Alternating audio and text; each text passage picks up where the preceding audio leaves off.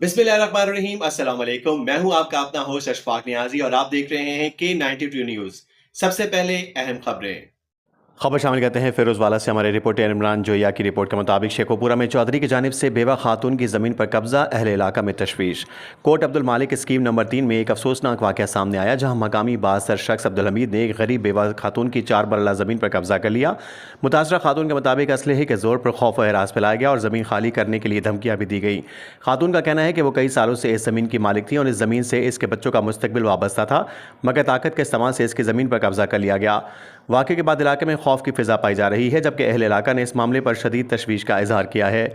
मकामी शहरियों का कहना है कि एक बेसहारा खातून के साथ इस किस्म का रवैया इंतहाई अफसोसनाक और काबिल मज़म्मत है। शहरियों ने हुकूमत पंजाब, ज़िले इंतज़ामिया और पुलिस हुकाम से फौरी नोटिस लेने और इंसाफ फराहम करने का मुतालबा किया है। मुतासरा खातून ने आला हुकाम से अपील की है कि इसकी ज़मीन वागुजार करवाई जाए और इसे मुकम्मल तहफ़्फ़ुज़ फराहम किया जाए ताकि वो खौफ के बगैर अपनी ज़िंदगी गुजार सके। समाजी और शहरी हलकों ने मुतालबा किया है कि कमज़ोर और बेसहारा अफराद के हकूक़ के तहफ़्फ़ुज़ को यकीनी बनाया जाए और इससे वाक़यात के सद्भाव के लिए मौसर इक़दामात किए जाएँ।